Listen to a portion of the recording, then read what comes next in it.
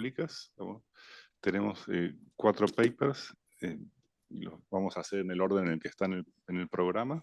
Así que el primero va a ser Willy Brodus Savenille de Utrecht University y Universidad de Centroamérica en El Salvador. Después va a seguir Emilia Simison del Center for Inter-American Relations and Research de Tulane University. Luego, Pablo Pinto, en representación de sí mismo y sus 3 coautores. Pablo es el profesor de la Universidad de Houston. Y por último, Rodrigo Mardones de la Pontificia Universidad Católica de Chile. Luego de eso, cada uno va a tener 15 minutos, por cierto. Y después yo voy a hacer algunos comentarios y vamos a dejar tiempo para los asistentes reales y virtuales para que hagan sus intervenciones. Así que adelante, cuando quieras. Bueno, buenos días. Mi nombre es Wim Savenije. Soy holandés y trabajé casi 30 años en El Salvador.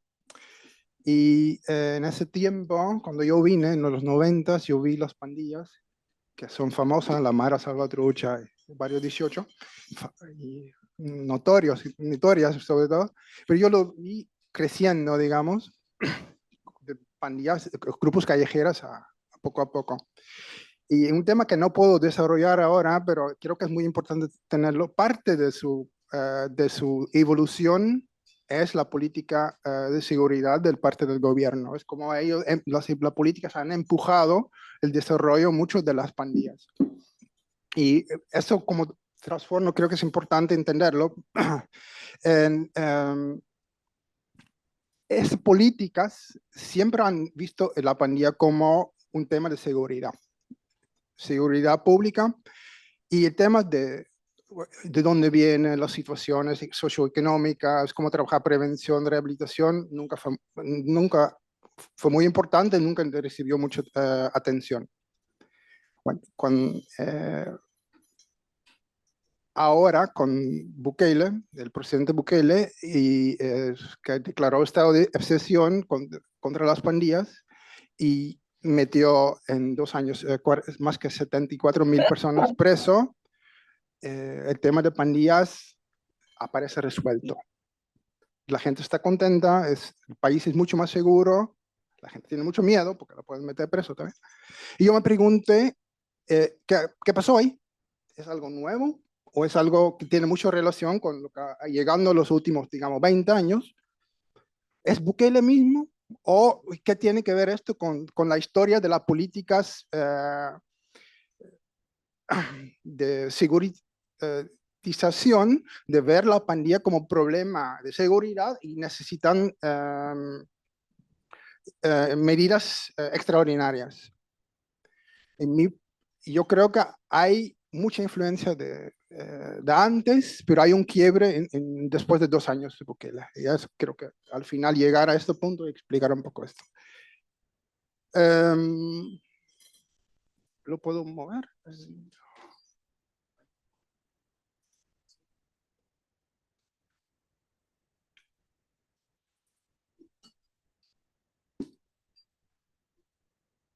Mi argumento es ese tema de tratar por 2 décadas el grupo, en ese caso de pandillas, como un problema de seguridad necesitando medidas extraordinarias,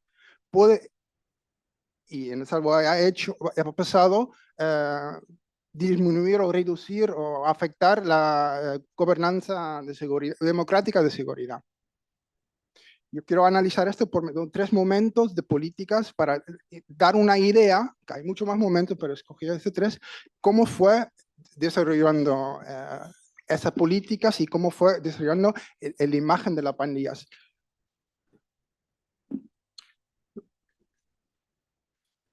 Trabajo el concepto de securitización, esa idea de que este fenómeno no es social, no es económico, no hay tanta necesidad de trabajar prevención ni nada, es un problema de seguridad y necesitamos trabajar medidas extraordinarias. Y si no funcionan estas medidas extraordinarias, y esa es la parte novedosa que queremos trabajar, hay como una securitización crónica. que no funciona, la pandilla se vuelve peor, ahí necesitamos más medidas extraordinarias, no funcionan, más homicidios, más inseguridad, necesitamos más, y poco a poco se va empeorando la situación para de seguridad, pero también democrática. Y que es más allá de que solamente una palabra diciendo son... es un problema de seguridad, también hay que pensar dos temas. Uno es la importancia, la gente tiene que aceptarlo, porque si lo haces con los Boy Scouts, Scouts, no va a funcionar, pero la pandilla sí, la gente lo va aceptando, lo ven como cada vez como peores, como el enemigo de todo, el mal. Y esto, sobre todo en las organizaciones más gubernamentales, seguridad, tiene influencia en su manera de verlo, pero también de hablar, pero también en manera de tratar a la gente. Entonces, pues, crecen ciertos regímenes de prácticas, cómo tratar ese tema de seguridad, y esas son las medidas extraordinarias. Bueno, ya lo mencioné muy rápido, el Bukele pudo hacer un montón de cosas porque tiene el presidente tiene, con su coalición tiene mayoría absoluta en la asamblea, tiene, cambió la Corte Suprema, puso su gente, también el fiscal general lo puso a él, bueno, la policía y los militares son bajo su control, declaró en 2022 estado de excepción, suspensión de varios derechos constitucionales, te pueden llevar preso sin decir por qué, te pueden intervenir en tus comunicaciones sin decir nada, no sin ningún permiso, no tienes derecho a defensa técnica las primeras 2 semanas, el derecho al abogado es muy restringido, bueno, varios de esos temas. Ya lo mencioné, 74, más que 74.000 personas en 2 años detenidos. De esto, en esos años, después de un año empezaron a salir, dejar ir como 7.000, como 10%, donde el gobierno dice que son inocentes, pero igual se quedaron mucho tiempo preso. En el futuro, porque tienen 70, ¿qué haces? Entonces los fiscales tienen 24 meses para llevar un caso al juzgado, entonces 24 meses pueden quedarse preso. Después tiene que existir un caso, pero pueden perseguir los presos como estructura criminal, no por lo que han hecho, por sus acciones. No, y los fiscales lo pueden armar como ese es un grupo, una pandilla en algún lugar al lado, son 500, bueno, vamos a trabajar, perseguir, ¿sí? Como estructura. Entonces ahí logras administrativamente también un poco resolver esto, ¿no? Bueno, ¿cómo llegamos a esto? ¿Cómo se pudo llegar a esto? En un momento es 2003, 2004, de repente frente a un mural enorme de la Mara Salvatrucha, el presidente Flores dice, the party is over, la fiesta se acabó. Y dice, bueno, ya vamos, esto es, ya no más, esa gente es lo peor de lo peor, viola, tortura, asesina. Hay más de ellos, de los pandilleros, que la policía y militares juntos. Es una amenaza para todos. Ahí necesitamos medidas extraordinarias. Fueron, bueno, después de esto, la policía, los militares se fueron a las comunidades, los barrios donde había, se llevaron a un montón de chicos presos que supuestamente eran pandilleros, muchas veces no lo sabían tampoco, pero se lo llevaron. En los primeros 24 horas eran 142 y entre julio 2013 y agosto 2004, 19.000 y algo.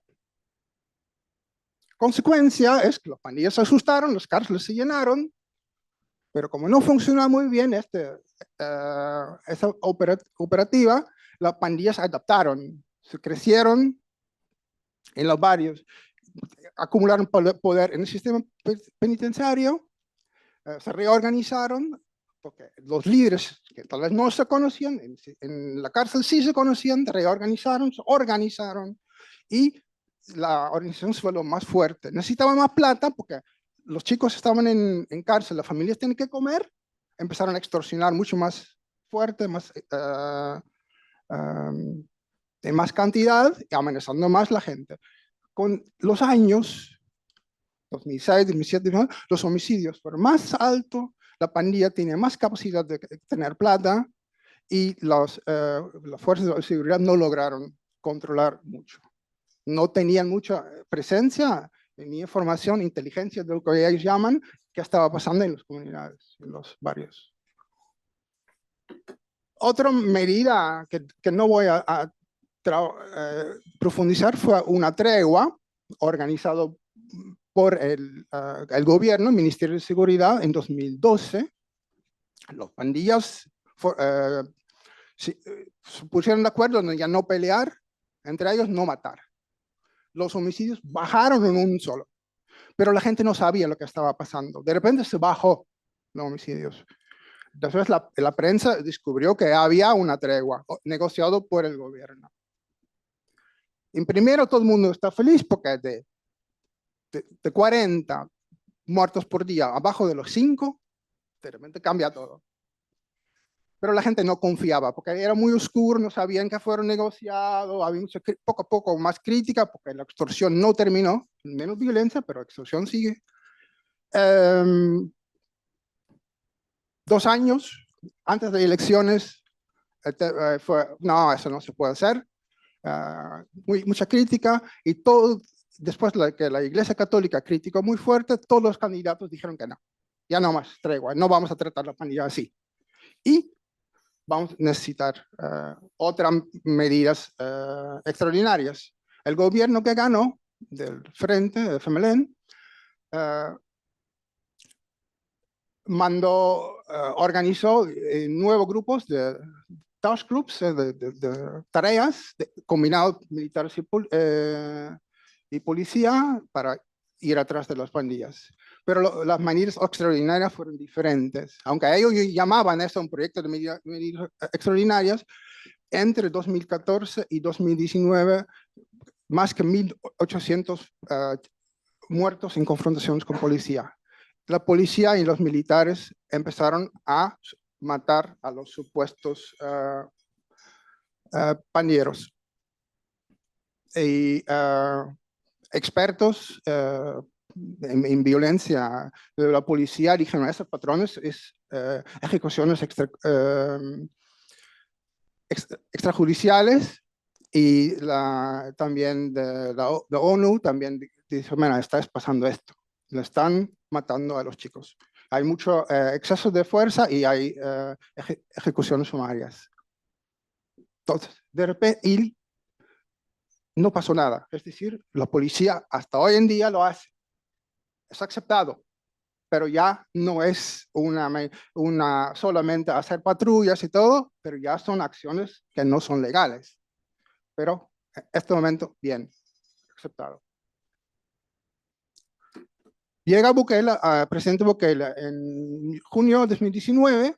Él antes fue intendente o alcalde de San Salvador, tenía que conocer las pandillas, tenía que negociar con las pandillas porque las pandillas controlan gran parte de su ciudad. Los barrios pobres, ahí está. Pero cuando él llegó, dije, tengo un plan territorial. Yo mando a patrullar a la policía y a los militares. Y se cayó los homicidios de nuevo. Hasta algunos días a 0. Y todo el mundo se pregunta, ¿qué pasó acá? Porque no cambió nada. De los patrullajes ya lo conocemos. No sabemos. Después, un rato, tardó bastante más que con la tregua anterior, casi un año, se dieron cuenta que negoció con las pandillas. Se puso de acuerdo con las pandillas. Y los pandilleros, como ya habían sido golpeados por las ejecuciones y muchos están en cárcel y todo, aceptaron de nuevo un trato. Bajaron los homicidios, también bajaron las extorsiones y realmente el país cambió. En un mes, cuando Bukele estaba ahí, el país cambió. Imagínate una popularidad que le generó. Es uno de los presidentes más populares. Pero problema con negociaciones secretas, oscuras, pueden fallar.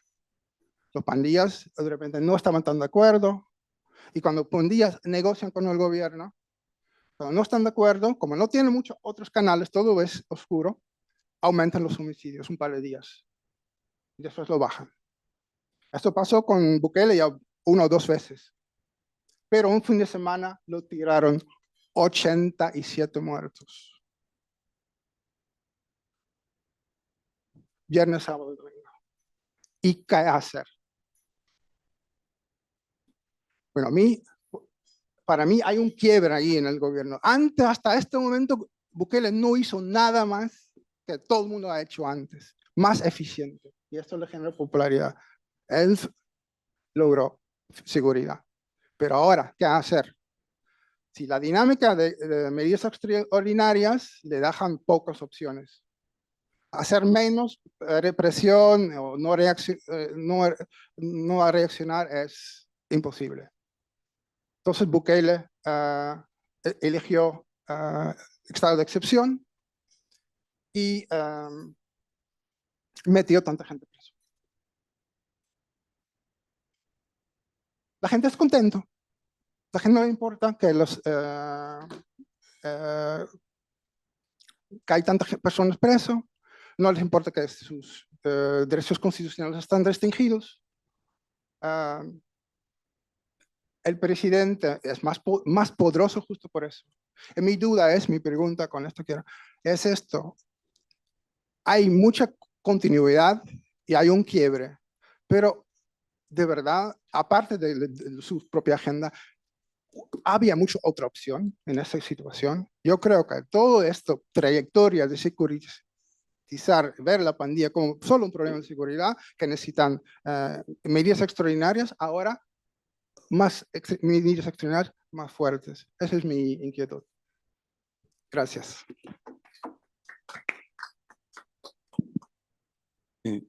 Emilia, ¿me escuchás? Yo voy a levantar 2 veces la mano con un cartel. La primera vez significa 3 minutos, la segunda vez significa que tenés que cerrar. Así que si podés mirarme cada tanto, está bien. Bueno. Se te ve súper pequeño, pero sí, sí. Bueno, cuando quieres. Estoy haciendo pantalla. Un segundito. Bueno. Perdón, ¿eh? Qué bueno que lo probé antes, porque antes veíamos. El nuevo Adobe no es user friendly.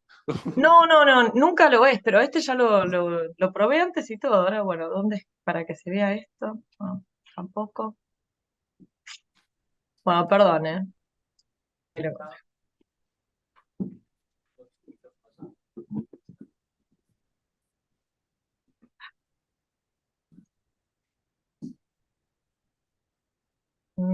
Ok, ahí va. ¿Sí? Sí, ¿no? ¿La están viendo? Ahora sí. La estoy viendo yo sola, no, está bien. Perfecto. Dale. Bueno, sí, como verán las slides están en inglés, voy a hacer el mejor intento para hablar de algo que hice en inglés, pero en español, debería poder. Lo que voy a presentar es parte de mi tesis, es un formato artículo tratando de, digamos, resumir ciertos de los conceptos principales y dar un poco de evidencia para que me crean de lo que estoy diciendo. Entonces, que las transiciones a la democracia traen un montón de expectativas, ¿no? Hay muchas expectativas por la democracia. Esas expectativas se ven en los políticos. Esta es una frase muy, muy famosa de Alfonsín que decía: con la democracia se come, con la democracia se educa y con la democracia se cura. Pero también tenemos un montón de trabajos académicos en los que se espera que la democracia traiga menor mortalidad infantil, más provisión de bienes públicos, mejor educación, crecimiento económico, y la lista sigue. Y la contrapartida de esta es que también tenemos con la autocratización, digamos, con democratic backsliding o después de un golpe de Estado, se teme por que se pierdan derechos sociales, porque se eliminen ciertas seguridades, digamos, dentro de la política social. Entonces, la gran pregunta acá es como, bueno, efectivamente se resetea, digamos, la política pública cuando tenemos un cambio de régimen. O sea, como decía antes, tenemos esta expectativa y normalmente también otra cosa que hacemos mucho en la academia es esperar una asociación muy fuerte entre el tipo de régimen y la política. O sea, si vemos papers transnacionales, se controla la democracia. Bueno, ¿por qué controlamos por democracia? Porque esperamos que las cosas sean distintas en democracia. Sin embargo, no siempre hay un cambio en las políticas cuando hay un cambio en el tipo de régimen, y la evidencia de toda esta literatura que trata de establecer esta conexión tan fuerte entre tipo de régimen y políticas públicas es bastante inconcluyente. Entonces, ¿por qué es que no nos podemos poner de acuerdo? Bueno, hay algunos problemas que son de carácter metodológico, o sea, cómo medimos y cómo conceptualizamos democracia. Hay bastante evidencia de que dependiendo de cómo decidamos conceptualizar democracia, de medirlo, los resultados van a ser distintos. Parecido a esto, también muchos de estos papers y estos trabajos se concentran en lo que son los resultados de las políticas y otros en lo que sería la política en sí, o sea, no es lo mismo, no, probablemente no son los mismos los motivos que determinan que salga una ley que la ley se aplique, ¿no? Y también hay diferentes diseños, sobre todo econométricos, y todo esto es importante y generan desacuerdos, pero lo que yo vengo a decir en este contexto es que en realidad esto no es solo un problema metodológico, sino que tenemos un problema teórico, que es que no estamos prestando suficiente atención a cuáles son los mecanismos que realmente conectan el tipo de régimen con las políticas. Entonces, en base a un estudio en profundidad de todos estos mecanismos que aparecen en la literatura, muchas veces de manera implícita, pero que aparecen, lo que yo propongo es que hay dos variables principales que necesitamos observar para ver para poder predecir y entender qué pasa con las políticas después de que hay un cambio de tipo de régimen. Uno es el espacio de disputa sobre las políticas y el otro es el nivel de visibilidad de cada una de estas políticas. Entonces, básicamente, ¿qué quiero decir con espacio de disputa sobre las políticas públicas? Eh, lo que, lo que yo sugiero, basado también en literatura previa, es que el espacio de disputa sobre las políticas públicas puede cambiar a través de 6 dimensiones. Estas dimensiones están asociadas con la contabilidad electoral, con la competencia política, la movilización social, el lobby por grupos de interés, los checks and balances, digamos, los pesos y contrapesos, y también la libertad de la prensa. Y ¿por qué propongo esto? Me parece que esto es útil, digamos, para este tipo de investigaciones, porque todos estos mecanismos que la literatura propone están asociados a distintas dimensiones. O sea, hay algunos mecanismos que van a estar asociados a la dimensión de la contabilidad electoral, otros a las de movilización social. No siempre, como decía, de una manera muy clara, pero están asociados a esto. Y después lo otro que es importante es el nivel de visibilidad de cada política. ¿Y por qué importa? Porque para para los mecanismos que están asociados con alguna de estas dimensiones, la visibilidad es muy importante. O sea, algo no va a ser parte de una campaña política para una elección, a menos que sea visible y sea para un gran porcentaje de la población. Si es algo muy oscuro, muy difícil de entender, es muy difícil que se transforme en algo que es parte de una campaña pública, ¿no? Y lo mismo con la movilización social. Si la movilización social justamente necesita números, y no tenés los grandes números a menos que haya un gran número de gente que se interese por esa política. Pero sin embargo, los mecanismos que están asociados con las dimensiones de pesos y con las dimensiones de grupos de interés necesitan la visibilidad. O sea, los grupos de interés, por definición, van a tratar de influir las políticas en su área, las políticas que a ellos les interesen, independientemente de si esas políticas son interesantes para alguien más. Y todo lo que tiene que ver con pesos y contrapesos, podemos también pensar en esto en términos de jugadores de veto. Si hay más, va a ser más difícil cambiar las políticas, ¿no? Digamos, dicho de una manera muy simplificada. No importa si la política es visible o no.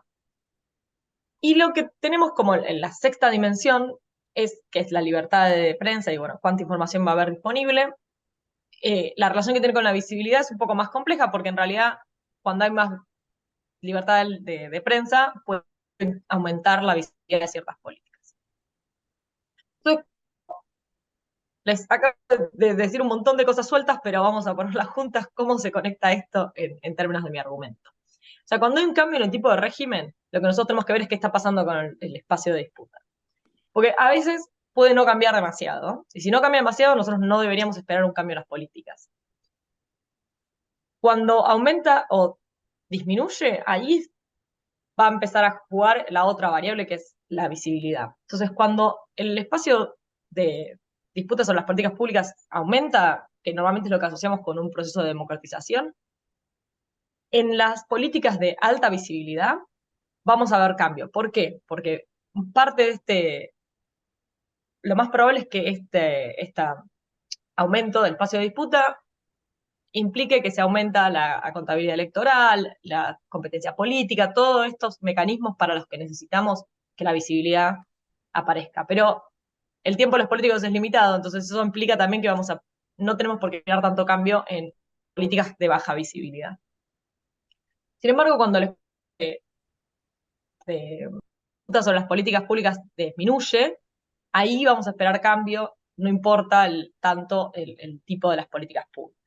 O sea, el tipo de espacio, sí, la visibilidad de las políticas públicas.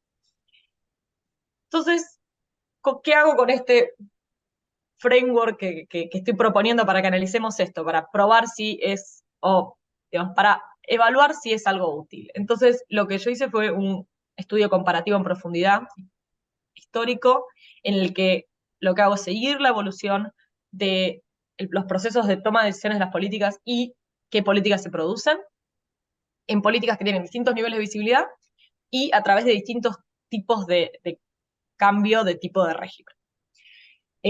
Para eso usé fuentes primarias y secundarias, o sea, si nosotros queremos ver el proceso de elaboración de las políticas públicas, necesitamos poder, digamos, abrir la caja negra, ¿no? Ver qué es lo que está pasando.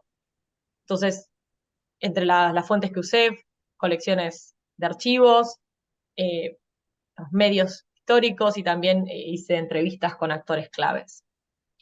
Los casos en los que hice este análisis son Argentina y Brasil entre los 60 y los 2000. Estos casos son importantes por varios motivos.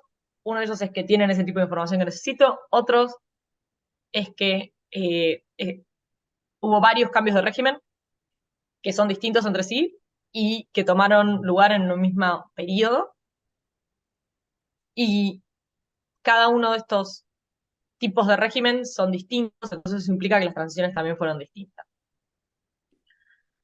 Bueno, en términos de las políticas públicas que elijo, como decía, es importante que tengan distintos niveles de visibilidad, entonces trabajo política financiera y política de vivienda. La política financiera normalmente está asociada con bajos niveles de visibilidad, que la política de vivienda tiene altos niveles de visibilidad. Y trabajo más políticas en mi tesis, pero acá lo que voy a hablar es de lo que son entidades financieras para la política financiera y lo que son leyes de alquileres para la política urbana, digamos, para la política de vivienda. Entonces, ¿cuáles serían las expectativas teóricas en base al framework que les acabo de presentar y a estas políticas? Entonces, para lo que es política de vivienda, que tiene visibilidad, lo que vamos a esperar es que cambio cuando el espacio de disputa de las políticas públicas haya cambio porque hay menos pesos y contrapesos, y que también puede haber cambio cuando aumenta el espacio, porque si es que ese espacio está aumentando en las dimensiones de la contabilidad electoral, competencia política y movilización social. Y en la política financiera, que es de baja visibilidad, ahí lo que vamos a esperar es que el cambio más probable baje, porque son más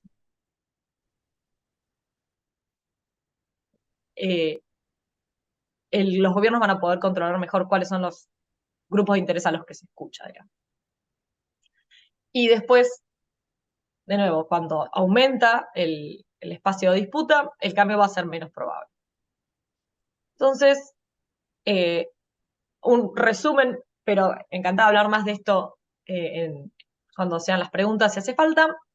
En términos de los contratos, digamos, de las leyes de alquileres, Tanto en Argentina como en Brasil tenemos a partir de la crisis del 30, especialmente en el 40, una serie de leyes que congelan alquileres y que controlan alquileres, que se siguen renovando continuamente, ¿no? Entonces, cuando llegan los gobiernos autoritarios, cuando llegan luego estos golpes de Estado que estoy analizando, eh, estas leyes son las que se encuentran como culpables de que haya pocas unidades para alquilar. Entonces, los tres gobiernos tienen esta reforma como una prioridad. Dicen, nosotros tenemos que terminar con este ciclo. Y lo que van a tener es distintos niveles de éxito dependiendo de cómo limitan el espacio de disputa por las políticas públicas. Entonces, lo que vemos es que en Argentina en el 66 se hace un intento, después hay movilización social y tienen que ir para atrás. En Brasil hay una ley, pero que tiene que pasar por el Congreso, dadas las características que tiene la dictadura brasileña, y cuando pasa por el Congreso, la ley se vuelve, digamos, menos fuerte en ciertos sentidos. Por ejemplo, hay un artículo que se incluye en esa ley, sí, que se incluye en esa ley diciendo que el Ejecutivo no puede intervenir más en los alquileres, y eso se saca en el Congreso, ¿no? En Argentina, en el 76, la ley es exactamente lo que el Ejecutivo se aprueba e incluye esa cláusula. Bueno, ¿qué pasa cuando aumenta el espacio de disputa? Bueno, en los dos casos tenemos cambios muy rápidamente después de la democratización. Y lo que es interesante de estos cambios es que se hacen con una consulta de muchos más actores. O sea, hay mucha más gente sentada en la mesa cuando pasa eso. Bueno, ¿qué pasa cuando tenemos algo con baja visibilidad como las leyes de entidades financieras? En ambos casos también, cuando llegan los gobiernos militares, la idea es que, bueno, esto estaba todo desactualizado, que había que desarrollar los sistemas financieros de estos países. Y en Brasil hay una gran reforma que pasa muy poco después del golpe. Y lo que es interesante es que había un proyecto de ley en el Congreso que estuvo 14 años en el Congreso, que no lograron aprobar nada porque no se podían poner de acuerdo. Y cuando llegan el gobierno autoritario y puede decidir quiénes van a ser los que van a poder emitir sus opiniones, se logra aprobar una ley. En Argentina, la primera ley de entidades financieras sucede durante un gobierno autoritario, y después la quizás más famosa gran reforma que sucede durante el proceso, que Martínez de Hoz, el ministro de Economía en ese momento, la describe como una revolución. Y eso también sucede muy rápidamente y hay consulta en ambos casos con grupos de interés, pero no con otros, digamos, con gente del sistema bancario, no con consumidores. ¿Qué pasa cuando aumenta el espacio de disputa? Bueno, hay expectativas de que hay cambios. Hay citas textuales de gente en los archivos diciendo, bueno, eso van a cambiar con la democracia, así que no nos tenemos que preocupar demasiado con esto. Y hay algunos intentos. Pero no es una prioridad para los políticos, y los pocos cambios que suceden se consideran parches. Es una cita también de un entrevistado que dice, bueno, en realidad el sistema bancario en Argentina sigue siendo el de Martínez de Hoz, todo lo demás son parches. Y normalmente estos parches pasan cuando hay una crisis, aumentan el nivel de visibilidad del sistema bancario, que no están funcionando las cosas, y entonces se hace un cambio como muy defensivo, digamos, solucionar un problema puntual. Ningún cambio mayor sucedió, digamos, post-transición. Entonces, resumiendo lo que encuentro, porque me estoy quedando sin tiempo, vemos que no siempre hay un cambio en las políticas públicas después de que hay un cambio de régimen. Mecanismos, están el tipo de régimen con públicas que van a activarse o no dependiendo de cómo cambia el espacio de disputa.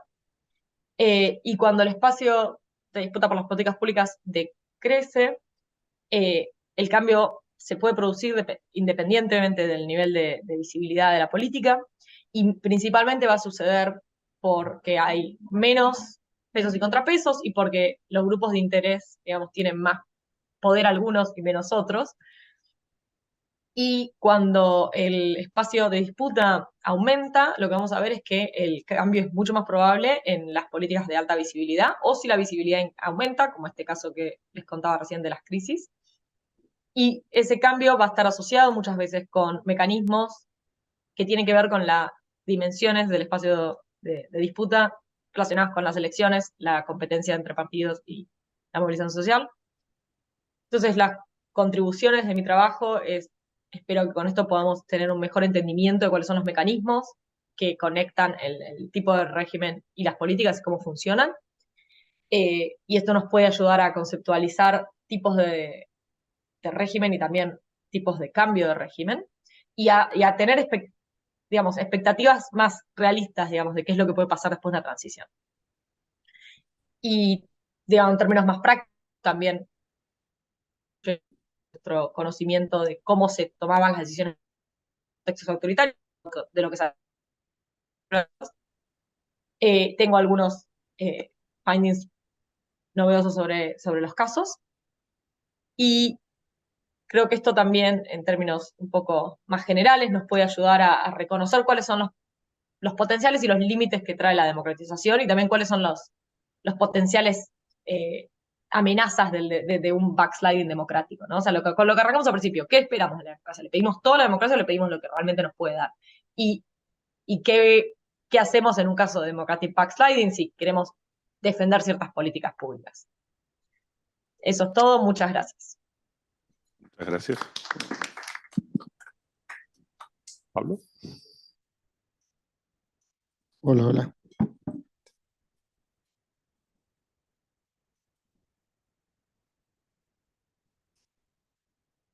Bueno, mientras se carga la presentación, quería agradecer la invitación de poder participar. Esto es, bueno, ya hablé por los comentarios que van a venir y al resto de gente por participar aquí en la audiencia. También le agradezco a los organizadores que nos permitieron cambiar el paper. El que teníamos es uno que todavía no está terminado y no estaba listo para prime time, pero hubiera estado más acorde con el título de la sesión. Pero este también está relacionado con la conferencia y queremos aprovechar para recibir comentarios antes de preparar. Entonces trabajo con Patricio Navia, Juan Pablo Micosi, Sebastián Sayeg y yo, que teníamos una serie de colaboraciones en estos temas. El principal punto, perdón, las slides están en inglés, voy a tratar de hacer lo posible de no destruirlo cuando paso al castellano. Pero el principal punto que queremos hacer en el paper es ver si podemos identificar el efecto inmediato que tienen cambios institucionales en el retorno a los mercados financieros. Hay mucha literatura que, empezando en temas financieros, usando análisis de eventos para calibrar como la información sobre procesos políticos y de otra índole pueden afectar el retorno a los mercados. Y hay una larga literatura que mira estos procesos tratando de identificar cuáles son los shocks, cómo esa información llega a los mercados y cómo los mercados reaccionan, en general utilizando eventos que tienen rangos o ventanas de días, incluso semanas y a veces hasta meses.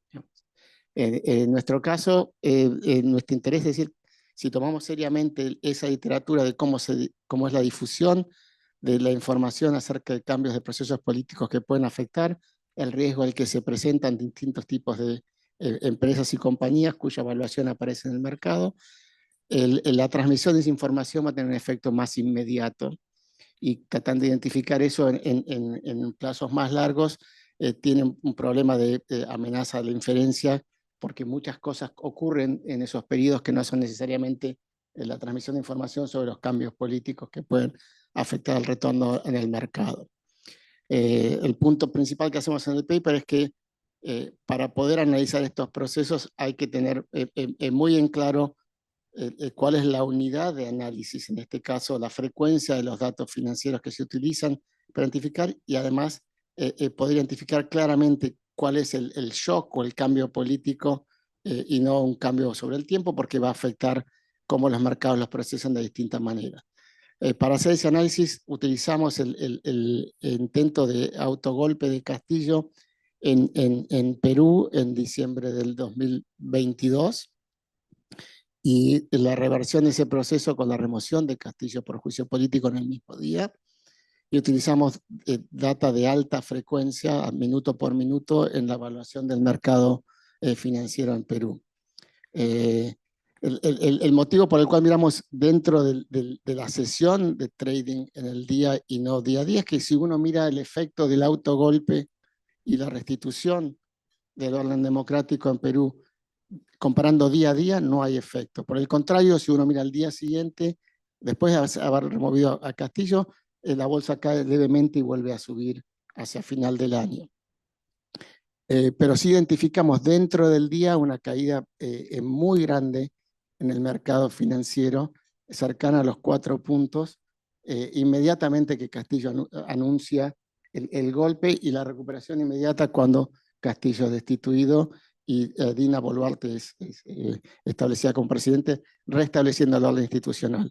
Al final voy a comentar por qué pensamos que esto refleja la expectativa del mercado del impacto del cambio institucional y la potencial incertidumbre que eso genera y no temas de orientación política. En general lo que queremos establecer acá es que los mercados financieros tienen riesgos comerciales y no comerciales, incluidos políticos, y queremos empujar la agenda de estudiar esto para más precisamente identificar cómo esperamos que los cambios políticos afecten los movimientos en el mercado.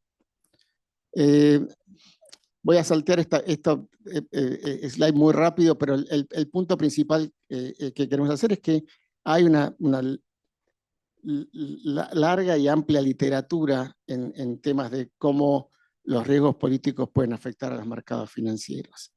En principal, los dos mecanismos que aparecen son un mecanismo de inestabilidad e incertidumbre, que puede generar volatilidad al no saber cómo va a seguir funcionando la regulación de los mercados de distinta índole, y la otra tiene que ver con la orientación de quién es el gobierno y hacia dónde va a llevar las políticas. El punto es que el efecto político puede afectar los niveles de retorno de distintos tipos de activos financieros, pero además generar inestabilidad. El problema más grande de analizar esto es cómo separamos los efectos causales, un cambio de régimen, por ejemplo, con un cambio de orientación política. Y bueno, la literatura que presentamos muestra que hay muchos, incluso en uno de los papers más influyentes recientemente, mirando el golpe de Chile en 1973, también mirando el retorno día a día antes y después de la caída de Allende, es que hay muchos procesos que están ocurriendo al mismo tiempo que pueden afectar el cambio institucional, y la anticipación de los mercados a esos cambios posibles también puede afectar la inferencia que hacemos. El tema puntual es que los mercados, si los agentes financieros van a hacer plata en los mercados, tienen que anticipar y procesar la información que reciben de los procesos políticos de manera muy rápida, porque si uno compra cuando está a la baja en la expectativa de suba, compra o vende cuando está en el alta, la expectativa de baja, puede hacer muchos retornos, como lo hemos visto después de la elección argentina hace una semana, con los ADRs, incluso el retorno de los bonos. Entonces uno puede esperar que al cambiar información y al aparecer información puede haber rápidos movimientos para un lado o para el otro, que si uno no tiene la frecuencia suficiente para identificar el proceso de transmisión de información y la medida del outcome que uno esté interesado, puede no aparecer visiblemente, cuando para los mercados sí pueden tener una influencia. En particular es el tema de que hay elementos que contaminan este proceso de identificación. Si uno mira lo que dice la literatura, hay dos instancias. Una, que la inestabilidad siempre es mala para los mercados. Entonces, cualquier proceso que genere incertidumbre política puede afectar el retorno de los mercados. Y otro que dice recientemente que depende mucho de hacia dónde va el régimen que es reemplazado por un shock institucional.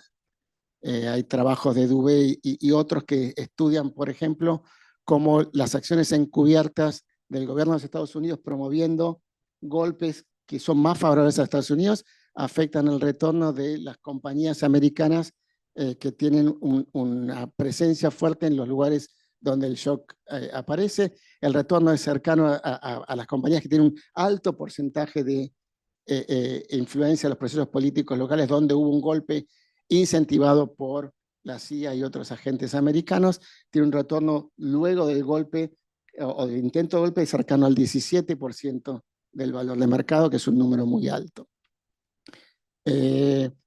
Y bueno, lo de Chile que hablamos de Girardi y compañía, pero en ciertos casos hay ciertos cambios institucionales, por ejemplo, el intento de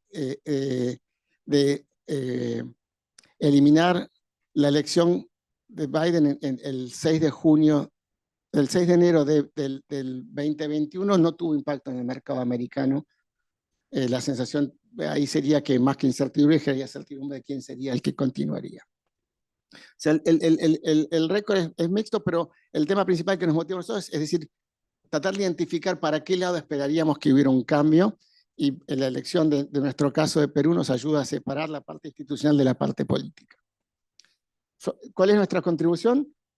Principalmente en el caso, mirando ex post, manteniendo la orientación política del incumbent constante, miramos el impacto de la expectativa de un cambio institucional. En este caso, quitar los checks and balances que el presidente tendría, removiéndole al Congreso como el agente de control. Lo hacemos de una forma de estudio de eventos, pero también utilizando una técnica que se usa en econometría financiera, que es identificar quiebres estructurales endógenamente del proceso, que la data nos diga en qué momentos vemos los quiebres institucionales y luego hacer un match de eso con la difusión de información sobre los procesos que pueden afectar para un lado o para el otro usando tweets que fueron emitidos en ese momento. Hicimos scraping lamentablemente este estudio no se puede hacer más ahora porque Twitter X no permite acceso más a la API para hacer scraping de los datos, pero en nuestro caso tuvimos la oportunidad de hacerlo el año pasado antes que esa ventana se cerrara. El principal punto que nosotros queremos hacer en este tema es, no voy a poner el discurso, pero se ve claramente que desde que empieza a hablar Castillo a las 11:42 del 7 de diciembre hasta las 11:47 con 58 segundos, que es cuando anuncia que va a disolver el Congreso, en el mercado no pasa mucho y hay una caída muy grande en cuanto a la información aparece reflejada en los medios de Perú. Para mostrarles cómo sigue esto, es el punto principal de este slide es que si uno mirara día a día los datos, al principio al final, de hecho uno no ve ningún efecto. Entre el principio del día y al día siguiente no hay ningún efecto del golpe en el retorno en el mercado financiero. Ahora, si nos movemos a minuto por minuto, las líneas sólidas marcan la jornada del mercado financiero en Perú. El mercado abre a las 9:30 con una pequeña caída y empieza a haber un sell-off inmediatamente a partir de las 11:52. O sea, el sell-off aparece al principio a las 11:49, para las 11:52 empieza una caída y dentro de 140 minutos hay una caída del 4%, 3.95, una recuperación del 4% en el momento en que Dina Boluarte, en que Castillo es removido, es apresado y Dina Boluarte es restablecida como presidente y restableciendo el orden constitucional en Perú. Ese es el principal punto que queremos marcar. Para poner esto en perspectiva, una caída del 4% parece pequeña. El retorno anual del mercado en Perú, usando el índice de Morningstar, ya me quedan 3 slides y termino. Usando el índice de Morningstar Perú, el retorno anual del mercado de Perú es del 8%. O sea que el movimiento en el día hizo una ganancia a la mitad y pérdida inmediata o viceversa.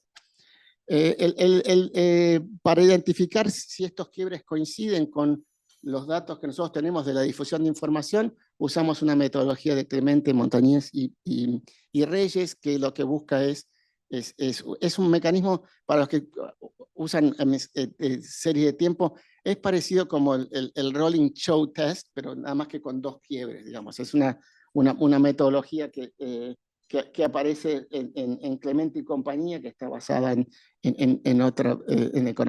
econometría financiera.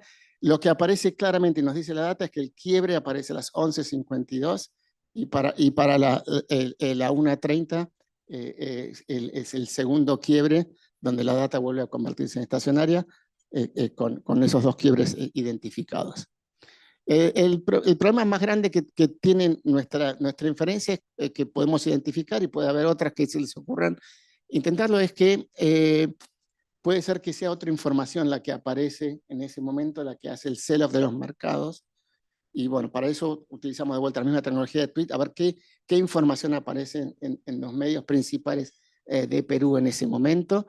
La segunda es el potencial de otros confounding factors, incluidos el contagio de otros mercados. Puede ser que el proceso en Perú responda a lo que está ocurriendo en América Latina y otros mercados emergentes. Y la tercera es que, bueno, que no sea un evento excepcional, que haya mucha volatilidad en la historia de los mercados financieros de Perú, y podemos ver que esto es un caso más entre todos esos. Para cada una de ellas lo que intentamos es, la primera, ¿qué estuvo pasando en ese periodo? En los 140 minutos que ocurrieron entre el inicio del golpe y hasta el final, nosotros juntamos en ese día 1.600 tweets. En el periodo, el window de cuando empieza el break, hay 16 tweets, de los cuales 8 son sobre el golpe. Los otros 7, uno es que Messi pisó la camiseta del equipo mexicano en el vestuario, o que Microsoft lanzó Call of Duty para Nintendo en esa semana, y no hay ninguna otra información que pueda aparecer, o que WhatsApp permite que haya avatars personalizados. Eso fue todo lo que reflejaban los medios peruanos, que no haya sido relacionado con el golpe. El segundo punto es la volatilidad. Comparamos la volatilidad del Morningstar Perú Index durante ese día y 2 días antes y después, con el Morgan Stanley índice de mercados emergentes para América Latina, que incluye a Perú, tiene un componente del 85% de la capitalización. Ya lo cierro con esto. La correlación es negativa entre los dos, y la volatilidad en el periodo específico que nosotros miramos de esto es órdenes de magnitud más alta en Perú que en el resto de los mercados emergentes. El último punto es si es excepcional o no el intraday volatility. Para eso nosotros usamos lo que se llama una tecnología que se llama True Range, que mira la volatilidad, lo normalizamos por el nivel de retorno, y lo que vemos que la volatilidad promedio en Perú es 1,5%. El caso que observamos en diciembre 7 es del 4,88, que está en la cola en el 99% de la distribución. Es un caso excepcional. Solamente hay 4 casos más en la historia del periodo que nosotros miramos de estos 2 años que tienen volatilidad más alta. O sea que el evento es excepcional y no es business as usual. La implicancia es la importancia que tenemos de poder separar temas institucionales de temas políticos. Boluarte era tan de izquierda como Castillo, o sea que no hubo un cambio de políticas, hubo solamente esta expectativa del cambio institucional y la remoción de los checks and balances que uno podría observar, lo cual nos da la sensación que estamos identificando el proceso de cambio institucional y político. Eso es todo. Muchísimas gracias. Las conclusiones repiten lo que dije antes. Gracias, Pablo. Rodrigo. Gracias.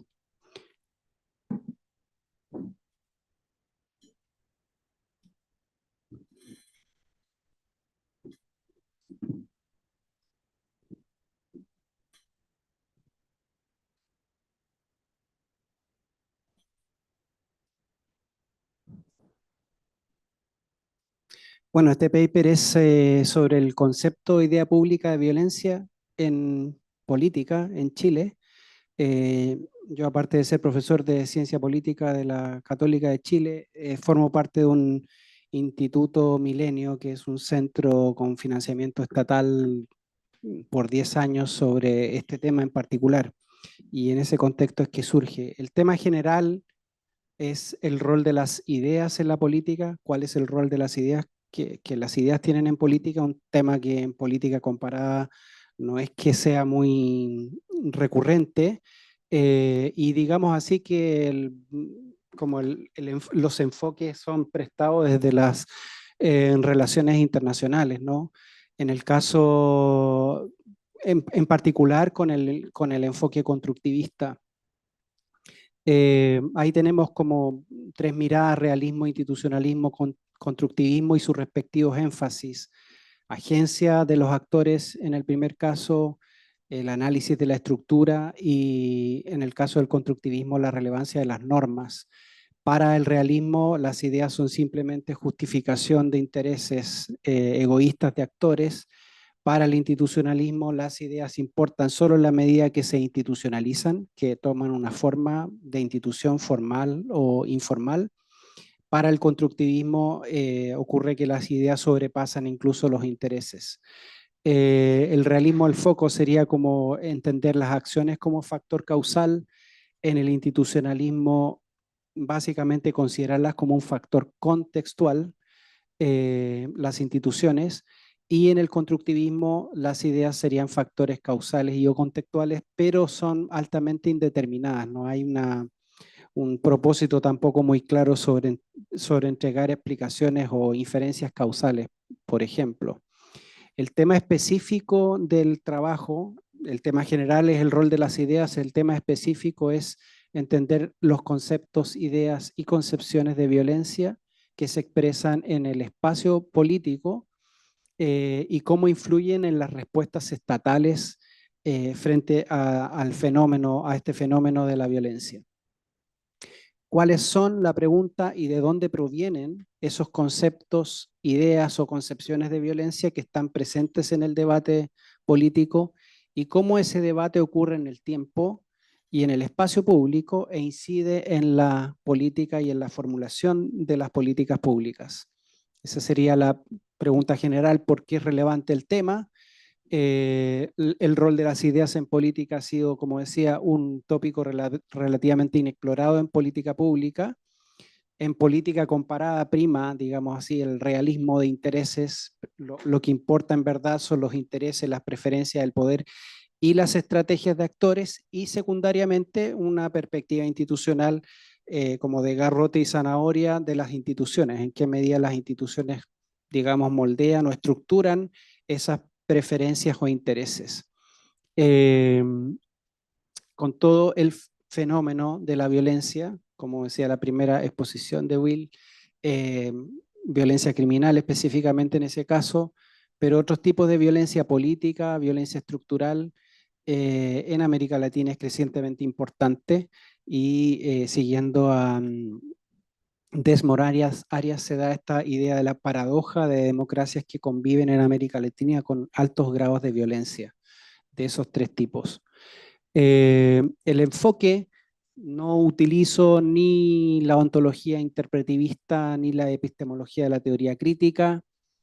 A partir del positivismo se estudia el rol de las ideas partiendo por el supuesto constructivista, sí, de que estas ideas tienen un peso importante para construir, más allá de construir una variable de contexto, ¿no? No solo considerar las ideas como una variable de contexto. Y acá, digamos que el realismo que prima de alguna forma en la política comparada hace un supuesto, y es que las ideas no importan o son contextuales. Ese es un supuesto que a mí me parece que, bueno, que no está probado tampoco, así que si la comparada parte de ese supuesto, me parece igualmente razonable o útil poder partir del supuesto constructivista de que sí importan y que eventualmente pueden sobrepasar los intereses.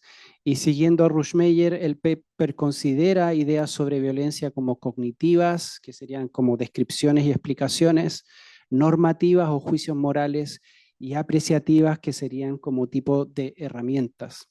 Los objetivos del trabajo son contribuir al debate sobre el rol de las ideas, establecer conceptos, ideas y concepciones de violencia en el debate político, identificar tipologías, patrones en el debate, y de dónde vienen esas ideas públicas, ¿no? La genealogía.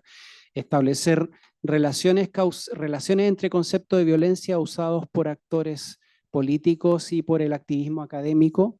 Aquí hay una particularidad digamos, del rol de las ideas, y es que en muchos ámbitos, sociología, antropología, etcétera, hay una militancia, digamos así, en relación al tema de la violencia, y se establecen puentes y ciertas disonancias. Por ejemplo, el concepto de Johan Galtung de violencia estructural, incluso de violencia cultural, ¿no? Tiene una alta recepción en el debate político, al menos es lo que yo observo preliminarmente en Chile, y hay ciertas influencias que uno podría pensar que son recíprocas. También lo que busco es realizar inferencias descriptivas sobre las variaciones de esas concepciones a partir de eventos ocurridos en Chile y de ciertos hitos de reforma institucional. Sobre el caso es Chile desde el año 90 al 2023, son 33 años. Chile es un caso gris, siempre es muy gris, digamos, no es ni blanco ni negro. Hay violencia política, criminal y estructural, pero no es el caso de menor violencia en ese tipo, tampoco es el caso de mayor violencia, ¿no? Y eso permite digamos, una palanca explicativa, me parece a mí que es importante destacar. Permite el análisis de varios tipos de violencia, estatal y no estatal. Acá yo listo, digamos, algunos elementos que aparecen en distintos periodos de la historia. Ajusticiamiento insurgente, se dio el asesinato de un digamos, el intento de asesinato de un general ex miembro de la Junta de Gobierno de Chile. Hay un fenómeno de anarquismo que no tiene mayor repercusión, pero que se da. Hay una insurgencia radical mapuche desde el año 2000 en adelante. Hay violencia callejera que se expresó, se vio muy fuerte en el estallido social, pero que tiene presencia desde el 2011. Y también hay violencia estatal creciente y hay ciertos cambios de patrones en esa violencia estatal. Hay cambios institucionales también importantes, por ejemplo, las concepciones sobre estados de excepción, cómo se usan, la aplicación de la ley antiterrorista, el cambio en protocolos policiales de uso de la fuerza y también a propósito del debate constitucional. ¿Cuáles son los métodos? Fundamentalmente process tracing, análisis de prensa fundamentalmente desde el 2010 al 23, porque esa es la información que está disponible, y de diarios de sesiones y de la Cámara a propósito de las reformas en las instituciones, en las leyes. Hasta el momento he logrado recopilar a través de web scraping 16.000 columnas de opinión en distintos medios, acotándolas con ciertos conceptos claves, se reduce el análisis a 8.000 y asociándolas a ciertos hitos o respuestas de política pública se permite, digamos, reducir aún más ese universo de datos de manera de hacerlo manejable.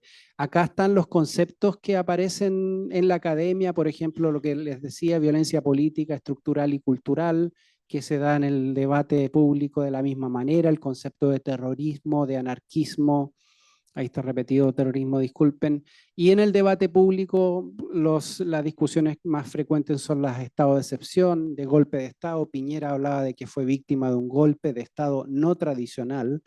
Entonces, por ejemplo, es un tipo de concepto de violencia que digamos que sería útil explorar el fenómeno de la prisión política y tortura y violación de derechos humanos.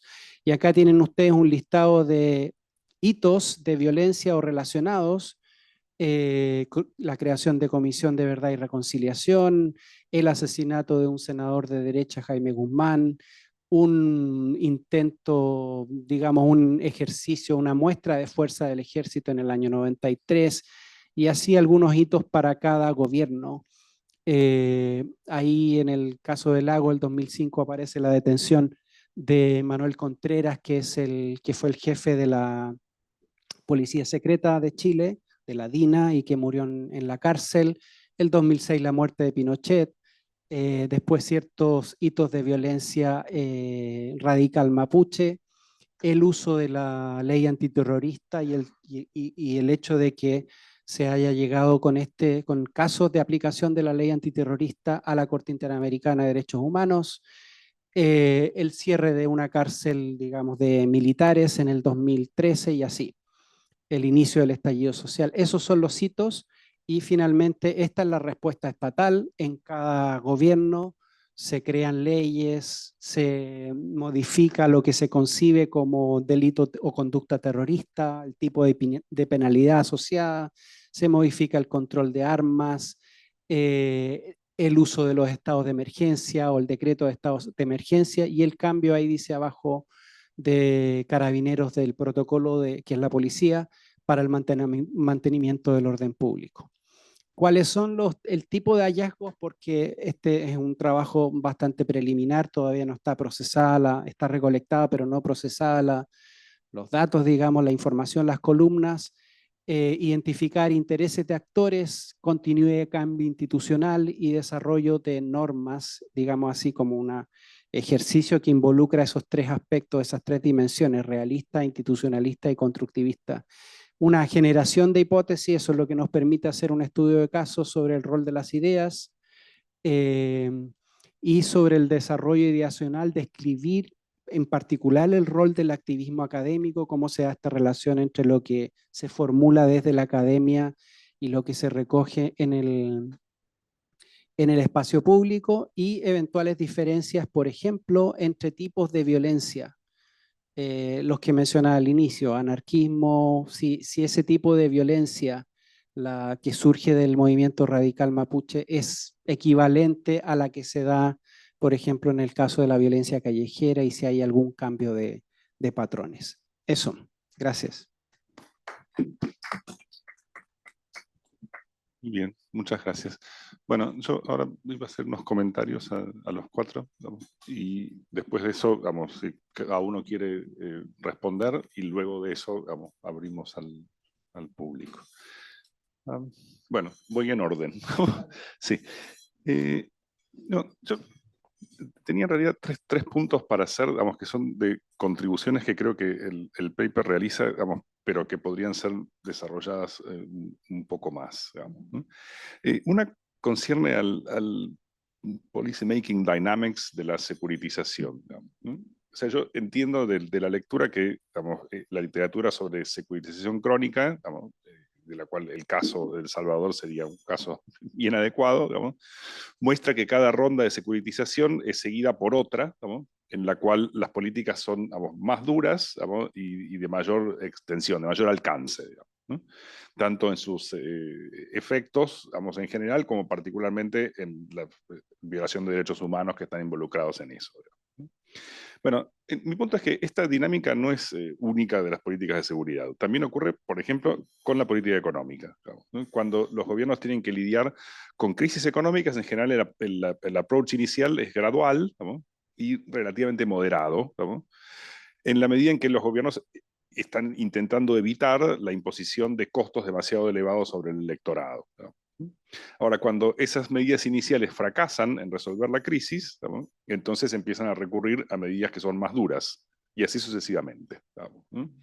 Esto ha sido, digamos, teorizado en la teoría de economía política. Hay, digamos, un paper clásico de Aresina y Reisen sobre demora de estabilización en 1991 en American Economic Review, ¿no? Y sobre esa base, digamos, hay bastante, digamos, trabajo, sobre todo, digamos, formal, desarrollado, en donde lo que se trata de hacer, digamos, es argumentar, digamos, que hay una guerra de desgaste, digamos, entre los gobiernos y los grupos de interés respecto de la imposición de los costos digamos, de la estabilización, digamos, ¿no? Que en esta guerra de desgastes los grupos, digamos, resisten, ¿no? Y el gobierno tiene que, digamos, en sucesivas rondas, incrementar la intensidad y el alcance de sus medidas de ajuste hasta encontrar el breaking point de cada grupo, digamos, ¿no? Y cuando lo encuentra, entonces puede imponer la estabilización, ¿no? Ahora, mi punto es que si esto es así, digamos, no son solamente los gobiernos con sus incentivos electorales, como argumenta el paper, digamos, los que están llevando el proceso, digamos, sino también los grupos de interés con su poder organizacional, digamos, ¿no? En este caso, el poder extorsivo, tanto el que se ejerce a través de los asesinatos, como el que se ejerce directamente sobre los políticos, sobre los partidos, sobre los medios de comunicación, todo ese tipo de cosas. Entonces, me parece que hay un parecido de familia aquí, entre estas dinámicas de policy making, y ese parecido de familia me sugiere, que también se podría teorizar lo que el paper describe como un caso de crisis management, ¿no? Y que hay también bastante literatura sobre crisis management, que esa está más concentrada sobre desastres naturales y atentados terroristas, pero los insights, son bastante similares, y quizás eso, podría servir también para darle un framing al estudio de caso, que no sea tan específico al caso, ¿no? Y que permita que viaje un poco más. Un segundo punto, relacionado con esto es el modo en que se comprende la interacción entre el gobierno y las pandillas. O sea, el paper introduce y discute, casos de negociaciones y de treguas y de su final, y también el modo en que la violencia va escalando a medida que cada una de estas cosas fracasa. Sin embargo, todo eso es presentado como un relato, y no como algo que esté informado por la teoría. Y me parece que hay algunas fuentes en las cuales se podría abrevar para que el análisis esté un poco más informado por la teoría. Por un lado está toda la literatura sobre violencia en guerras civiles, del libro de Calibas, y todo lo que hay alrededor de eso, en donde, si bien aquí no estamos frente a una guerra civil, o por lo menos me parece que se puede argumentar que no es una guerra civil, sin embargo hay en este escenario ciertas características que sí se pueden encontrar en guerras civiles, y sobre todo en la interacción entre el gobierno y las bandas insurreccionales. Entonces tal vez me parece que valga la pena explorar algunos de esos modelos teóricos. Y por otro lado está toda la teoría de juego sobre el conflicto militar, y sobre todo la vinculada con la disuasión nuclear. Desde el clásico de Thomas Schelling hasta el libro de Zagari Kilgore, se llama Perfect Deterrence, creo que se llama, en donde el centro del argumento, es, y eso también aparece en la teoría de las maniobras de Stephen Brams, el centro del argumento es cuál es el orden de preferencia de los jugadores. Y si ese orden de preferencias es algo que los otros jugadores alcanzan a comprender como para ser disuadidos o no de escalar la violencia. Y el otro punto es si los jugadores que están en condiciones de escalar también están en condiciones de sostener la escalada y por lo tanto seguir peleando en el conflicto. Me parece que el análisis enriquecería bastante si estuviera teóricamente informado de alguna de estas maneras. Y finalmente, creo que también se podría ir un poco más lejos en la cuestión de la autocratización, ¿no? Digo, el paper, o sea, no llegaste a decirlo, pero el paper finalmente dice, esta securitización crónica instala al país en un camino de autocratización. Ok, estamos, ¿no? Ahora, hay un punto ahí que me parece que hay que explicar un poco mejor, que es cómo es que las élites le dan lugar al challenger autocrático. ¿No? Y esto no es solamente una cuestión de describir las acciones o las omisiones de los jugadores, sino también de entender la interacción estratégica que tienen. ¿No? A veces la autocratización gana porque los que se oponen a ella no pueden coordinar su oposición. ¿No? Bueno, ¿está ocurriendo eso en El Salvador? ¿O ha ocurrido ya? Me parece que encontrar alguna explicación a ese punto es importante para sostener que efectivamente el camino de la autocratización ya está avanzado, o en todo caso argumentar que tendría alguna posibilidad de ser revertido. Emilia, ¿me escuchas? Gracias. Por nada. Sí, ok. Bueno, yo iba a decir dos o tres cosas. Una tiene que ver con la selección de casos. está para mí muy claro, digamos, que hay una diferencia en el nivel de visibilidad entre housing policy y financial policy. Ahora, digamos, creo que en el periodo, digamos, que vos estás analizando, hay algo que es un problema común, digamos, a estos casos y que si bien, digamos, te ayuda por momentos, digamos, también, digamos, te podría complicar desde el punto de vista, me parece, de algún revisor, digamos, que dijera, bueno, pero quizás aquí hay un sesgo en la selección, digamos, que es el hecho de que durante todo este periodo hay inflación alta, vamos. Y la inflación alta entra, digamos, obviamente en el caso de la política financiera, digamos, por lo que ocurra con las tasas de interés, digamos, y eventualmente con la garantía de depósitos, que son todos los casos que tenés ahí en la tesis, digamos. Pero también entra en la política de alquiler respecto de la actualización de contratos, digamos. Y hay, digamos, parte de la legislación de alquileres que está o bien especificando mecanismos de actualización o bien está atada a artículos del Código Civil en donde se prevé la posibilidad de actualizar contratos, ¿no? Entonces, alguien podría decir, bueno, pero dado que estas dos áreas de política están afectadas por la inflación, digamos, y durante este periodo hay inflación alta y sobre todo hay variaciones, digamos, en el nivel de inflación que a veces son bastante bruscas, o sea, hay aceleración muy importante y de pronto esa aceleración se detiene de una manera brusca, digamos, y hay un periodo de apreciación cambiaria y demás, digamos. Todo eso tiene consecuencias, no solamente sobre el sistema financiero, sino también sobre los contratos de alquiler, digamos. Entonces alguien, digamos, podría decir que en realidad las dos políticas, digamos, están afectadas por variaciones en la visibilidad que están, digamos, a su vez empujadas por el mismo factor, digamos, ¿no?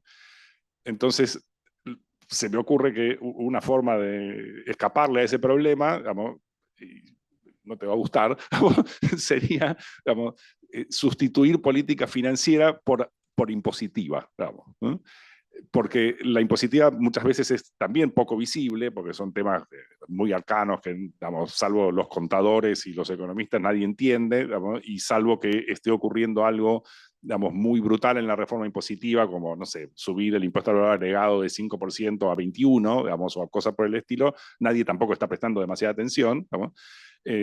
Quizás vos podés argumentar que la política impositiva también es poco visible o que la mayor parte del tiempo es poco visible y hacer un argumento similar al que hacer respecto a la política financiera sin tener el problema de la inflación, digamos, interviniendo, digamos. Después. Sí. Al principio en la sección introductoria, vos decís un poquito al pasar, digamos, que el argumento que estás planteando, digamos, se puede dialogar con la literatura sobre policy making en general, digamos. Pero después no decís nada sobre eso, digamos, ¿no?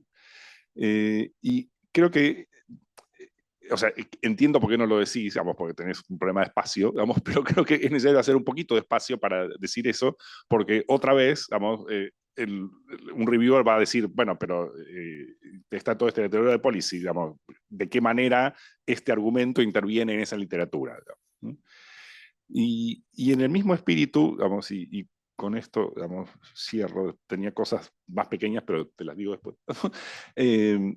que me parece que sería útil también, digamos, encontrar el espacio para poner algunos ejemplos de los cambios que aparecen, digamos, cuando hay distintos niveles de visibilidad y cuando el espacio de contestación está más abierto o más cerrado, digamos, ¿no?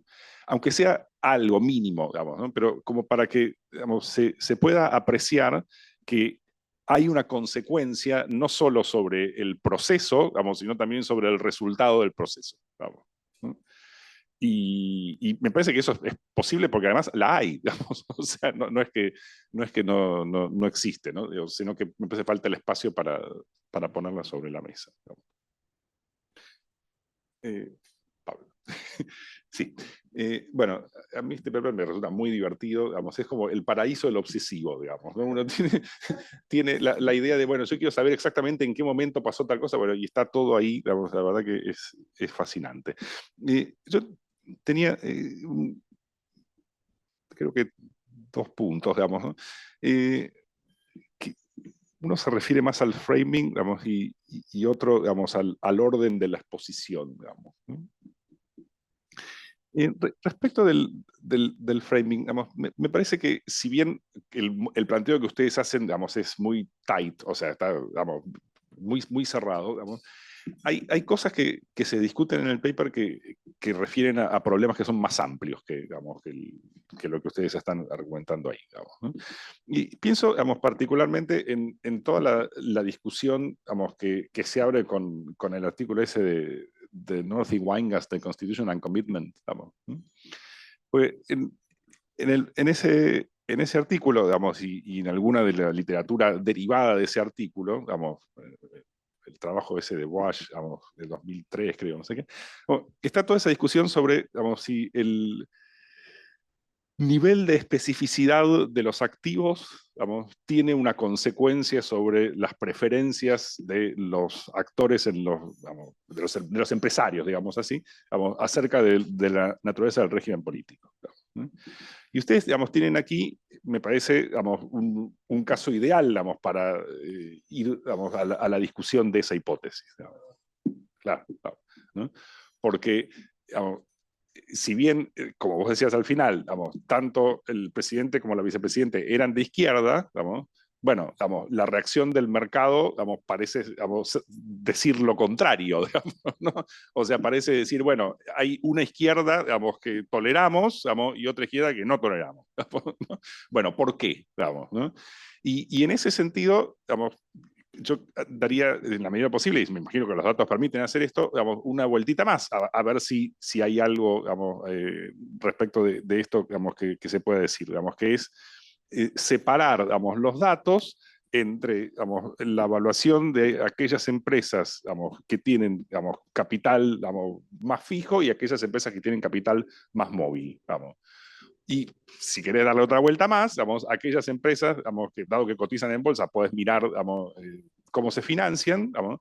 Bueno, ¿quién las está financiando, digamos, ¿no? Si las están financiando, digamos, instituciones, digamos, que son nacionales, digamos, y por lo tanto están más sometidas, digamos, a la eventual arbitrariedad de la legislación de un régimen autocrático, digamos, o si son bancos internacionales, digamos, que en algún momento se van a plantar frente a cualquier dictador y va a decir, hasta acá llegaste, digamos, ¿no? Digo, me parece que eso digamos, permitiría que el argumento, además de dialogar con esa literatura, dialogue con esa otra literatura, digamos, que es, tiene como más tradición, digamos, ¿no? Y después una cuestión muy pequeña sobre el método de exposición. Digamos, no entiendo por qué, digamos, aparece recién en las conclusiones, digamos, toda en la parte comparativa del asunto, digamos, ¿no? Me parece que eso debería estar antes, digamos, justamente, digamos, para darle todavía más leverage al caso, digamos. Es decir, bueno, alguien trató de hacer esto, digamos, inclusive en la región, inclusive, digamos, con el signo invertido, o sea, tenías un gobierno de izquierda que iba a caer, digamos, por un golpe de Estado, y encontraron esto. Bueno, nosotros acá, digamos, cambiamos estas condiciones porque tenemos este caso que las cambia, digamos, y por eso también ese caso es importante, digamos, ¿no? Eso me parece que le da, digamos, todavía más fuerza al argumento. Pero, aside from that, digamos, me parece espectacular. Rodrigo, bueno, como decías al final, digamos, el trabajo está en una etapa preliminar, entonces todo lo que tengo para decir son sugerencias, digamos, de cómo, digamos, quizás entrarle a la parte empírica, digamos. Y, por un lado, no estoy seguro de entender, digamos, cuál es la estrategia de identificación, digamos.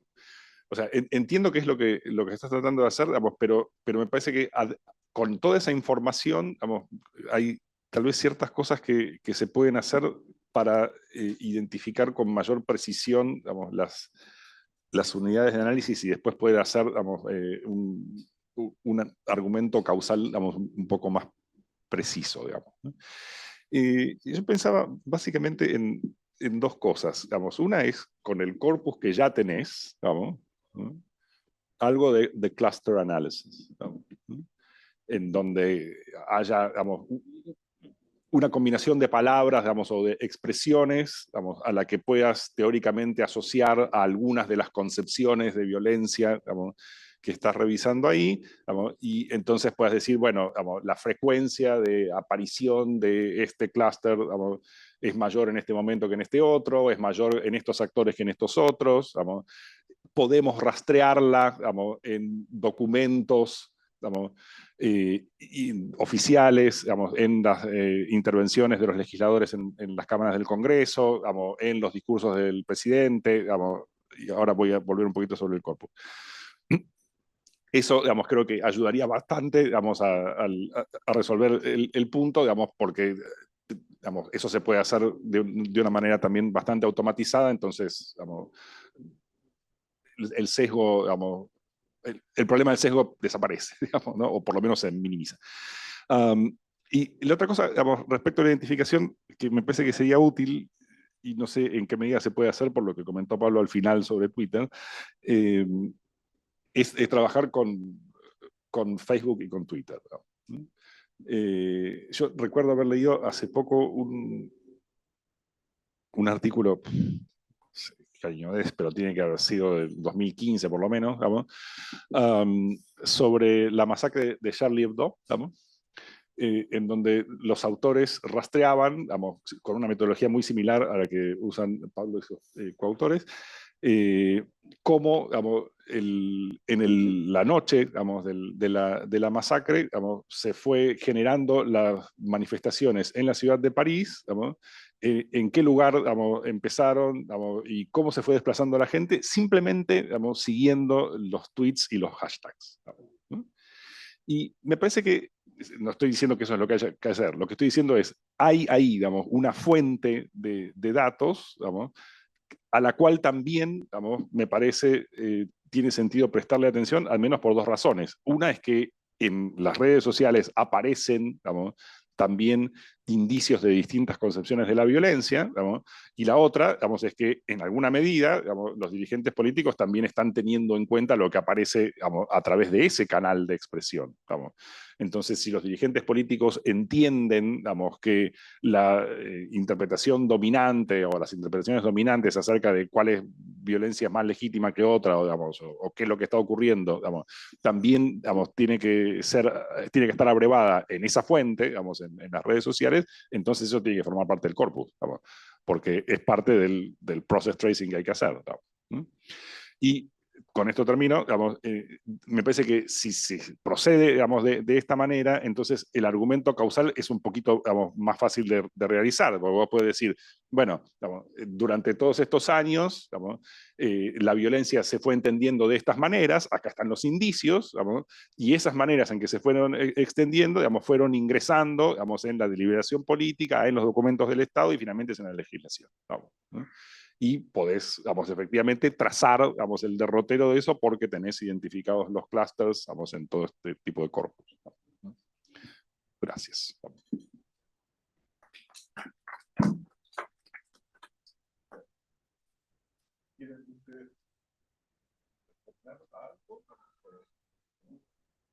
No sé si quieren responder más.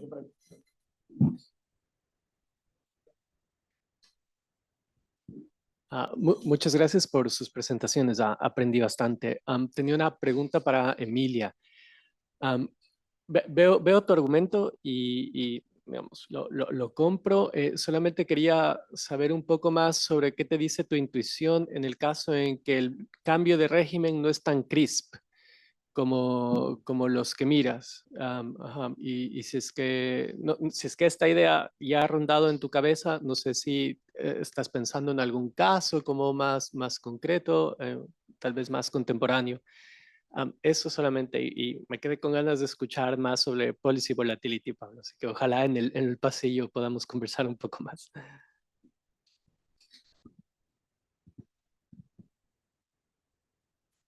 Comentario para Emilia. Emilia, me encantó la presentación, no tuve oportunidad de leer el paper y demás. Hay un punto que dice que decía Ale que me parece interesante, que hay una literatura en Trey que habla de elementos que llaman optimal obfuscation, ¿no? Es que es la posibilidad que tienen los agentes políticos de esconder la política, que está relacionado con tu argumento aquí. Entonces, una oportunidad que podrías explotar es mirar dentro de una área específica, puede ser comercio, puede ser finanzas, demás, donde tengas elementos donde el nivel de información disponible al público, a los agentes, sea más o menos salient. Entonces, eso te permite controlar cuáles son los agentes interesados en el cambio de política y cómo el cambio de régimen afecta la capacidad que tienen de incidir en los outcomes. Y hay un paper de Yuch Kono, de UCI en APSR, muchos años, donde toma el modelo Grossman y Hellman y compara democracias y no democracias en términos de la forma en la que regulan el comercio. Si lo hacen por aranceles, que son más visibles, o impuestos a las importaciones, que son más visibles, o los hacen por distintos tipos de regulaciones no arancelarias, algunas que son más visibles, lo que llaman los core NTMs, o los quality NTMs, que son mucho menos visibles. Y ese es el punto de obfuscation. Y eso me parece que puede ser un elemento interesante para tu diseño, para ir alrededor de lo que Alejandro comentaba. Sí, muchas gracias Alejandro por las sugerencias, las que voy a explorar, sobre todo el tema de identificar, digamos, la estrategia de identificación.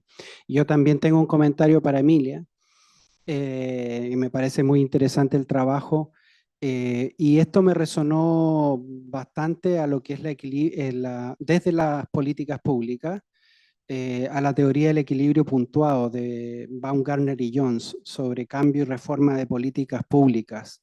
¿Y por qué digo esto? Porque cuando tú hablas de espacio de disputa, ellos, digamos, dicen venue, ¿no? Y cuando hablas de visibilidad, ellos lo traducirían en image.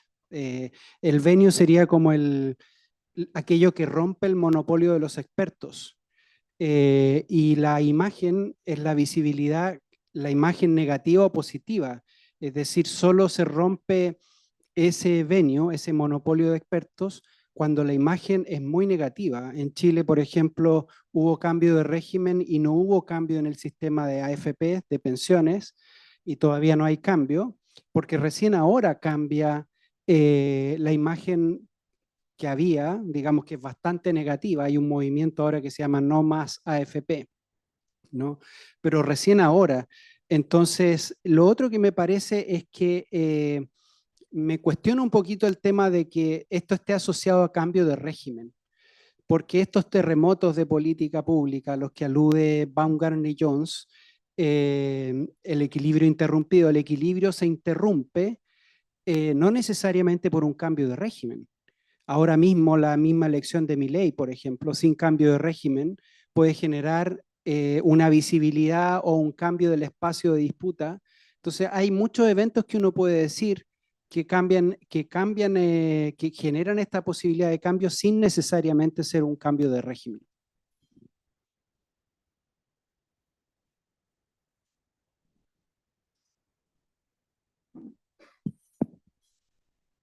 Okay.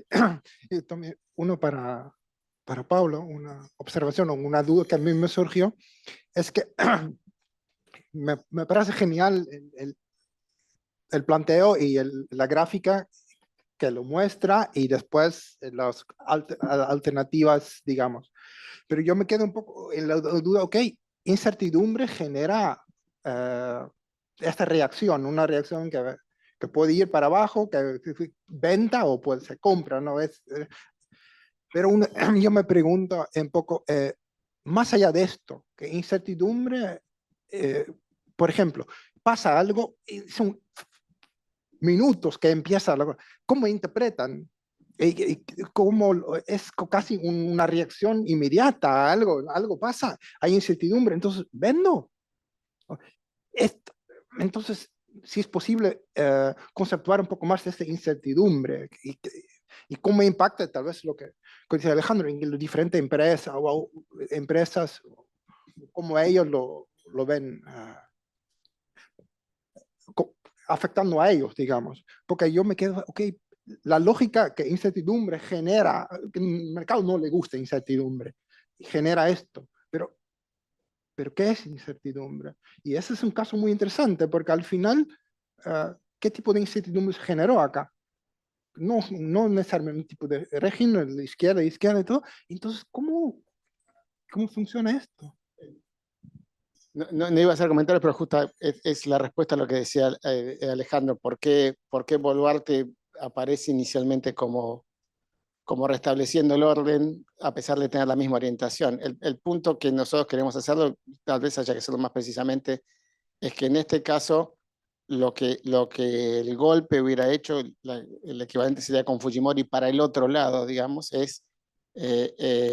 están los datos para hacerlo, y además fue sobre un fin de semana, lo cual no hubiera tenido el intraday, sino el day by day, es el punto que el presidente se autoeliminaba las restricciones que tenía de tener que trabajar con el Congreso, que fue lo que hizo Fujimori en ese momento.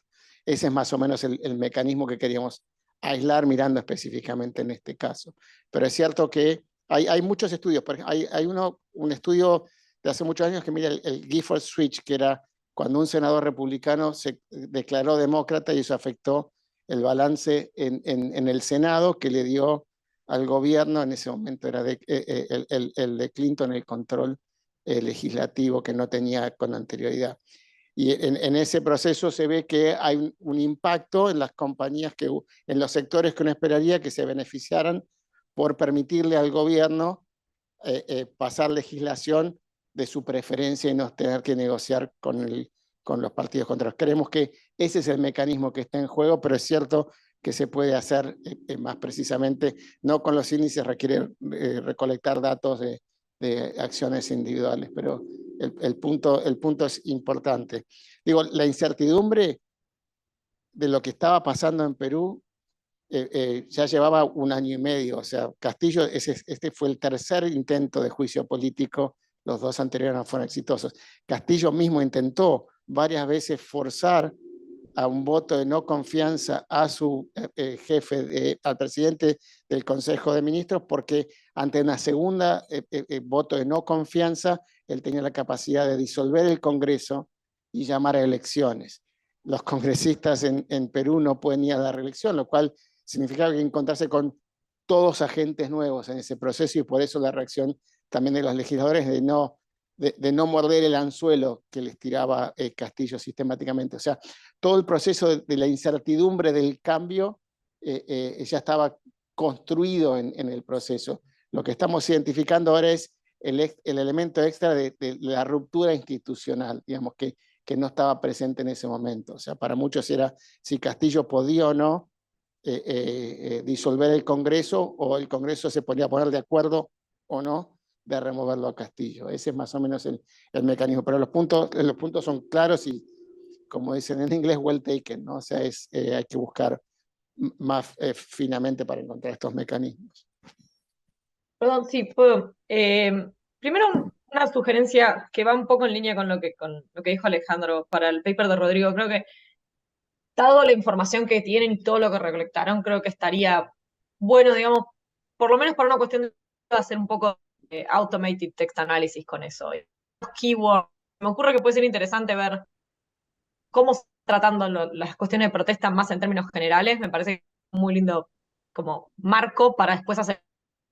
Que sí me parece que para lo que ustedes la que están haciendo es la que va, pero me parece que es interesante ya que tienen los datos y el costo, digamos, en términos de computación de hacer eso es muy bajo hoy por hoy. Creo que sería interesante ver algo más exploratorio también. Eh, y bueno, muchas gracias por todos los comentarios, la verdad que me vienen súper bien, súper útiles. Primero voy a, para atrás, contestar muy poquito, muy corto, pues sé que estamos fuera de tiempo, pero Rodrigo, el tema de la teoría del equilibrio puntuado tiene cosas en común, es cierto. Creo que mi definición de visibilidad es como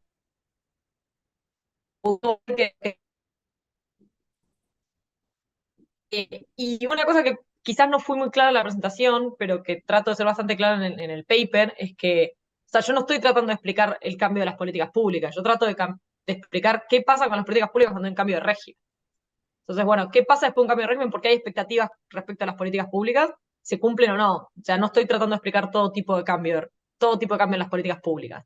Y eso también se relaciona un poco con la idea otro de los comentarios, la idea de optimal obfuscation, que sí, la tesis salió más de eso, de esa literatura, y por ahí tendría que reincorporarla, porque es una manera muy útil de ver esto. También hay como que hay versiones que me parece que un poco fuera el objetivo, que es ver qué pasa cuando cambio en el régimen, ¿no? Y en ese sentido, una pregunta de la audiencia que tuvo que ver con otros tipos de cambio de régimen. Mi criterio de selección para estos casos, por el tipo de metodología que yo quería usar, fue que fueran cambios bastante crisp, como usando los términos. Pero yo lo que creo y lo que sí estuve pensando, ahora que estoy tratando de que esto sea un libro también,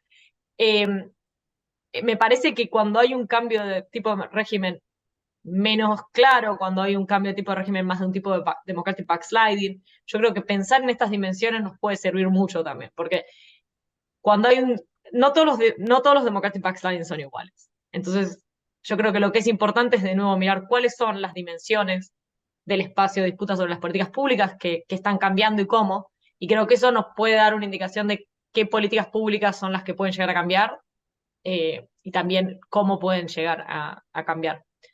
De nuevo, gracias por los comentarios, tengo un montón de notas y voy a seguir trabajando con eso. Gracias.